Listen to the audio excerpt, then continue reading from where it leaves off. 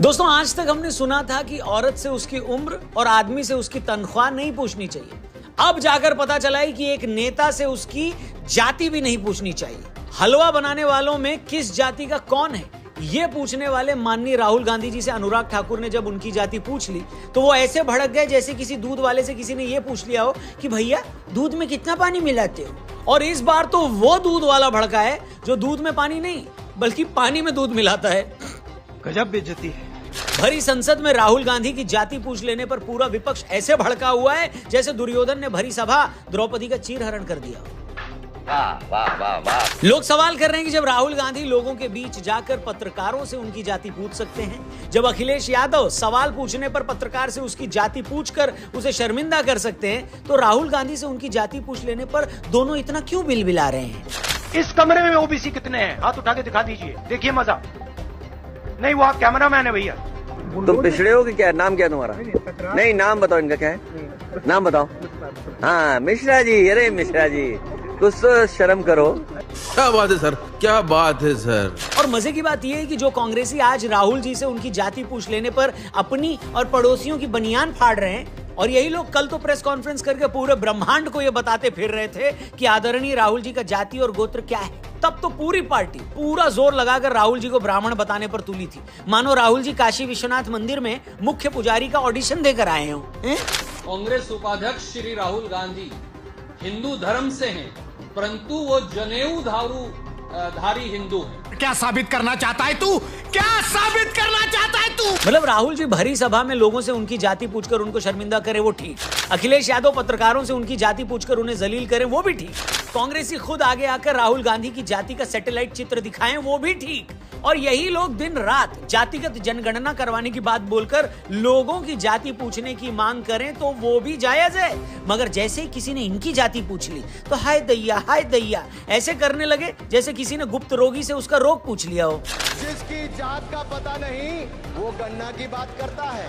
आप जाति कैसे पूछ सकते हैं? आप बताएं, जाति कैसे पूछ सकते हैं आप? मैंने नाम किसी का नहीं लिया था। सही बात है। वैसे जानकारों का कहना है कि इनडायरेक्ट ही सही राहुल जी की जाति पूछकर बीजेपी ने कांग्रेस की दुखती रग पर हाथ रख दिया है, क्योंकि राहुल बाबा की असल जाति क्या है इस पर लोग तरह तरह के सवाल करते हैं। मैं फिर से बता दूं, ये सवाल हम नहीं कर रहे, लोग पूछ रहे हैं कि भैया राहुल बाबा खुद को जनेऊधारी ब्राह्मण और दत्तात्रेय गोत्र का बताते हैं, लेकिन लोगों को लगता है कि इसमें भी कुछ झोल है। लेखक मिनाज मर्चेंट ने राजीव गांधी की जिंदगी पर एक किताब लिखी है जिसका नाम है Rajiv Gandhi the end of a dream. इस किताब में मिनाज ने बताया कि राजीव गांधी के पुरखे राजकौल एक कश्मीरी ब्राह्मण थे जो सन 1700 के आसपास एक मुस्लिम शासक के कहने पर दिल्ली में नहर के किनारे आकर बस गए थे। नहर किनारे रहने के कारण ही ये लोग नेहरू हो गए। इससे हमें यह भी पता चलता है कि पंडित नेहरू और उनकी बेटी स्वर्गीय इंदिरा गांधी जी ब्राह्मण थी, मगर इन्हीं इंदिरा जी ने 26 मार्च 1942 को फिरोज जहांगीर गांधी से शादी कर ली जो कि पारसी रिलीजन के थे। अब कुछ लोग कहते हैं कि नेहरू जी को फिरोज जी के रिलीजन से दिक्कत थी क्योंकि उस वक्त लोग इस तरह की शादी को एक्सेप्ट नहीं करते थे, तो गांधी जी ने फिरोज गांधी को अडॉप्ट कर लिया और फिरोज गांधी ने गांधी जी से इंप्रेस होकर अपना नाम फिरोज गांधी कर लिया। लेकिन इस बात के सबूत नहीं मिलते कि फिरोज गांधी ने पारसी मजहब छोड़कर हिंदू धर्म अपना लिया था। अब लोग कहते हैं कि अगर फिरोज गांधी पारसी थे तो इस लिहाज से इंदिरा जी भी पारसी हुई, तो ये लोग फिर ब्राह्मण कैसे हो गए? और अगर ये भी मान लिया जाए कि ये गांधी ही थे, तब भी गांधी तो वैश्य यानी बनिया होते हैं, ब्राह्मण नहीं। फिर राहुल गांधी या कांग्रेस ये क्लेम कैसे करती है कि राहुल जी ब्राह्मण है, क्योंकि ब्राह्मण तो राहुल जी की दादी शादी से पहले थी। कुछ लोग यहीं पर नहीं रुकते, वो ये भी सवाल करते हैं कि सोनिया गांधी जी जो शादी से पहले कैथोलिक क्रिश्चियन थी, जिनका नाम एंटोनियो माइनो था, वो राजीव जी से शादी के बाद गांधी हो गई, तो इंदिरा जी शादी के बाद पारसी क्यों नहीं हुई? अब ऐसे कैसे हो सकता है कि चुनावी सुविधा के लिए आप अपनी दादी की शादी से पहले का धर्म यूज कर लो और इसी चुनावी फायदे के लिए आप अपने पारसी दादाजी का सरनेम यूज कर लो, वो सरनेम जो खुद आपके पारसी दादा ने किसी और से ले लिया है? आपको नहीं लगता ये पूरा का पूरा केस अंदाज अपना अपना के असली रवीना कौन है वाले केस से भी ज्यादा कंफ्यूजिंग है? नहीं मैं फिर दोहरा रहा हूं, इसमें कोई भी ऐसी बात नहीं है जो पब्लिक फोरम पर नहीं है। ये ऐसे सवाल हैं जो बार बार कई प्लेटफॉर्म पर उठते रहते हैं। अब यही सवाल पूछने वाले पूछते हैं कि अगर राहुल गांधी अपनी जाति और धर्म को लेकर साफ साफ बात लोगों के सामने नहीं रख सकते, तो वही राहुल गांधी जातिगत जनगणना करवाने की बात बोलकर लोगों से उनकी जाति कैसे पूछ सकते हैं? अब लोगों का कहना है कि राहुल गांधी की खुद की जाति को लेकर ये झोल है। इसी वजह से जब अनुराग ठाकुर ने संसद में ये मुद्दा उठाया तो राहुल गांधी और पूरी कांग्रेस भड़क गई। उन्हें लगा कि किसी ने उनकी दुखती रग पर हाथ रख दिया हो। लेकिन बात सिर्फ राहुल गांधी की जाति की नहीं है। लोगों का कहना है कि आज राहुल बाबा संसद में पैर पटक पटक कर कह रहे हैं कि हम तो जातिगत जनगणना करवा कर रहेंगे। जब तक जातिगत जनगणना नहीं हो जाती मैं किंडर जॉय नहीं खाऊंगा। अरे यार ऐसा कैसे सोच। लोग सवाल पूछ रहे हैं कि राहुल बाबा आप जातिगत जनगणना करवाने की बात कर रहे हैं, ये भी बोल रहे हैं कि जिसकी जितनी आबादी उसका उतना हक। सब बातें ठीक है, मगर पहले ये तो बता दो कि जब आपकी पार्टी सत्ता में थी तब उसने क्या किया था। सच तो ये कि बाबा साहब अम्बेडकर ने जब संविधान बनाया उस वक्त भी आर्टिकल 340 में जो ओबीसी को कोटा देने की बात करता था, मगर नेहरू जी ओबीसी कोटा देने के पक्ष में नहीं थे। बाद में इसी मुद्दे पर अंबेडकर जी नेहरू कैबिनेट से इस्तीफा भी उन्होंने दे दिया था। इतना ही नहीं, 1953 में इसी काम के लिए काका कालेलकर आयोग बना। 1955 में इस आयोग की रिपोर्ट आई। 1961 में इस रिपोर्ट को खारिज कर दिया गया। ये वो वक्त था जब नेहरू जी देश के प्रधानमंत्री थे। यही वो वक्त था जब जातिगत जनगणना भी नहीं करवाई गई। 1948 के जनगणना कानून में जातिगत जनगणना करवाने का कोई प्रोविजन ही नहीं था। आजादी के बाद भारत में साल 1951 में पहली बार जनगणना की गई तो सिर्फ SC ST को ही अलग से जाति के नाम पर लिखा गया। नेहरू जी ने तो यहां तक कहा था कि मैं किसी भी तरह के रिजर्वेशन के सख्त खिलाफ हूं, खासतौर पर नौकरियों में आरक्षण के। मैं ऐसी हर चीज के खिलाफ हूं जिससे इनएफिशिएंट और सेकंड रेट स्टैंडर्ड तैयार होते हैं।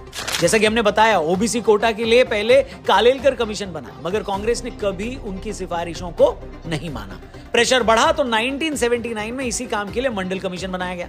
1980 में इसने अपनी रिपोर्ट दी, मगर अगले 10 साल तक इसकी रिकमेंडेशंस को भी नहीं माना गया। 1990 में जब जनता पार्टी की वीपी सिंह की सरकार बनी, जिस सरकार को उस वक्त बीजेपी समर्थन दे रही थी, तब जाकर पहली बार ओबीसी को 27% रिजर्वेशन दिया गया। उस वक्त भी राजीव गांधी ने ओबीसी रिजर्वेशन का विरोध करते हुए संसद में कहा था कि आरक्षण के नाम पर देश में बुद्धुओं को बढ़ावा मिलेगा।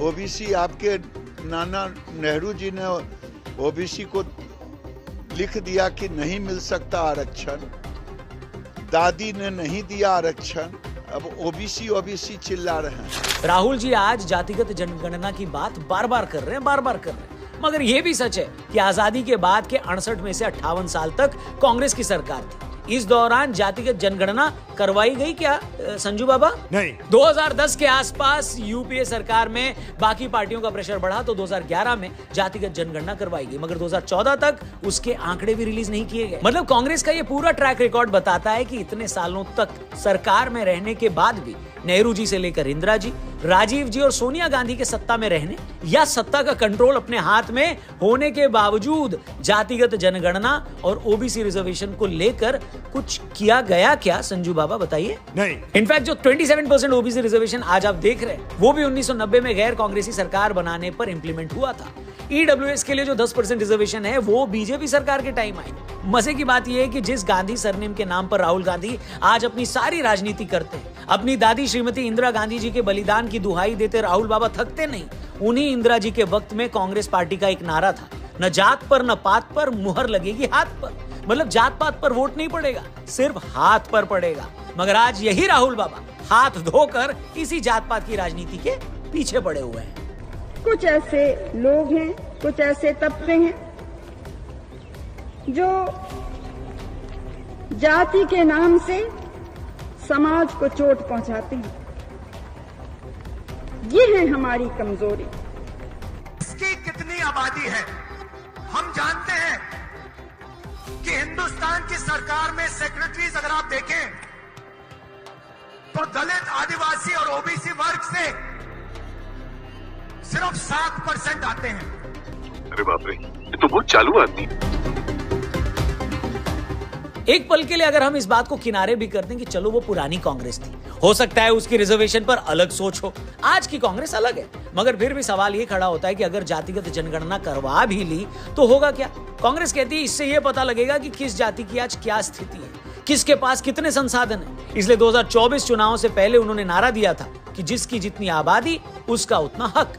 मगर बिहार हो या कर्नाटक, बार बार ये जब भी किसी राज्य सरकार ने टोटल रिजर्वेशन को 50% से बढ़ाने की कोशिश की है तो उसकी ये कोशिश अदालत में नहीं टिकी। इसका मतलब आज जातिगत जनगणना की बात करके जातियों को उनकी आबादी के हिसाब से रिजर्वेशन देने की बात कर रही है, उन्हें भी ये पता है कि ऐसा कुछ भी नहीं होने वाला। यानी वो रिजर्वेशन बढ़ाने का झुंझुना देखकर सिर्फ पॉलिटिक्स कर रही है। उससे भी आगे जाकर समझें तो जातिगत जनगणना की ये बात सिर्फ हिंदुओं को जाति के नाम पर बांटने की कोशिश लगती है, और ये कोशिश हाल के लोकसभा चुनाव में थोड़ी सफल भी हुई, जब कुछ पार्टियां लोगों को कन्विंस करने में कामयाब हो गई कि अगर बीजेपी को 400 सीटें मिल गई तो वो संविधान बदलकर आपका रिजर्वेशन खत्म कर देगी।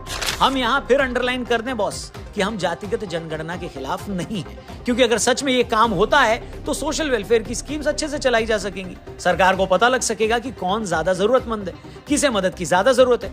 मगर कोई भी पार्टी अगर जातिगत जनगणना की बात बोलकर सिर्फ और सिर्फ हिंदुओं को आपस में बांटना चाहती है तो ये हिंदुओं को तय करना चाहिए कि इस तरह की पॉलिटिक्स से कैसे निपटना है। क्या बात कर रहे हैं?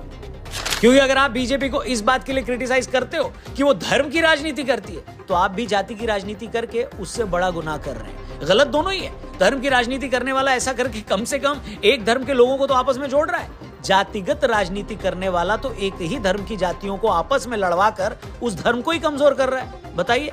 ऊपर से जब हम ये देखते हैं कि इन्हीं राहुल गांधी ने 2010 में अमेरिका के राजदूत टिमोथी रोमर से कहा था कि भारत को असली खतरा लश्कर तैयबा से ज्यादा कट्टरपंथी हिंदू संगठनों से है, तो शक पैदा होता है कि आपका मकसद क्या है बॉस। फिर जब हम ये देखते हैं कि आपके नेता 26/11 के मुंबई हमले को संघ की साजिश बताते हैं, तो शक और गहरा जाता है। जब आपका कोई नेता यह बताता है कि सोनिया जी तो बाटला हाउस एनकाउंटर के वक्त एक आतंकी के मरने की बात सुनकर रो पड़ी थी, तब तो भैया हमारी बोलती ही बंद हो जाती है। फिर जब सारी दुनिया राम मंदिर की प्राण प्रतिष्ठा का जश्न मनाती है, पूरा हिंदुस्तान भगवान श्री राम के अयोध्या आने पर जश्न मनाता है और आप वहां नहीं जाते, तो गुस्सा आता है।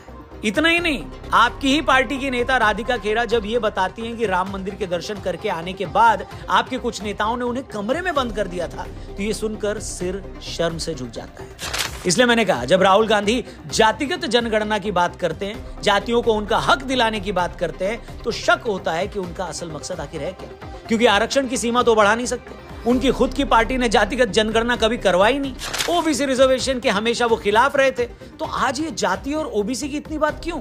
और पास्ट में आपने हिंदुओं के खिलाफ जो बयान दिए हैं ना भैया, उससे यही लगता है कि जाति की राजनीति बहाना है, आपको इस जाति के मुद्दे के बहाने हिंदुओं को कमजोर करना है। क्योंकि आपको पता है कि हिंदू कमजोर होगा, जातियां बटेंगी, तभी आप चुनाव जीतोगे। ऊपर से हंसी इस बात पर भी आती है कि जब आपसे आपकी जाति पूछो तो भड़क जाते हो। आप अपने भाषणों में ओबीसी और पिछड़ों के लिए इतना दर्द दिखाते हो, लेकिन आदिवासी महिला द्रौपदी मुर्मू को जब राष्ट्रपति बनने की बात आई तो आप उन्हें समर्थन नहीं देते। जब दलित उम्मीदवार रामनाथ कोविंद जी को राष्ट्रपति बनाना हुआ, तब भी आप साथ नहीं आए। और सारा सामाजिक न्याय आप इस चीज में ढूंढते हैं कि हलवा सेरेमनी में कितने ओबीसी थे।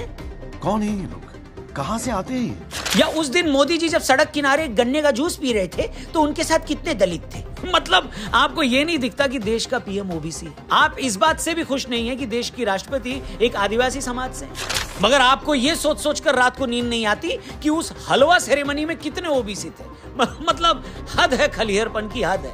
वैसे लोग तो इस बात की कुंडली निकाल कर बैठे हैं कि कांग्रेस वर्किंग कमेटी में कितने ओबीसी है। वो तो आपसे ये भी पूछ रहे हैं कि आपके 3 मुख्यमंत्रियों में से कौन किस जाति का है। और तो छोड़ो, इन 3 राज्यों में जो मुख्य सचिव हैं उनमें कितनी निचली जाति के हैं, बताइए। मैं जानता हूं इतने सारे सवाल जो आपसे हमने इस वीडियो में पूछे हैं, ये आपके लिए आउट ऑफ सिलेबस हो गए होंगे, इसलिए जाते जाते उस सवाल का तो जवाब दे ही दीजिए जो अनुराग ठाकुर ने संसद में पूछा था, जिसके बाद से अब तक आपके समर्थक गर्म तवे पर फेंके गए पानी की छींटों की तरह फड़फड़ा रहे हैं। और अब क्या ही बोले। बाकी आप लोगों का हेलो, जो लोग ये वीडियो देख रहे हैं, आपका इस पे कुछ कहना है तो कमेंट करके जरूर बताना। राहुल जी से कुछ पूछना है तो वो भी कमेंट सेक्शन में पूछ सकते हैं। जातिगत जनगणना की जरूरत और इस पर हो रही पॉलिटिक्स पर आप क्या सोचते हैं वो भी बताइएगा, क्योंकि आगे आने वाली वीडियोस में हम इसके बारे में डिटेल में आपसे बतियाएंगे और ये बताएंगे कि ये क्यों इसके बारे में इतना बोला जा रहा है। वीडियो पसंद आई हो, सही लगी हो, तो हमारी बड़ी हेल्प होगी अगर आप ये और भी लोगों तक पहुंचाएंगे, क्योंकि हम भी चाहते हैं कि ये और भी लोगों तक पहुंचे। ये बात, ये सच सबका जानने का हक है। तो प्लीज वीडियो को जरूर शेयर करिएगा अपने दोस्तों से, अपने रिश्तेदारों से, अपने फैमिली व्हाट्सएप ग्रुप पे,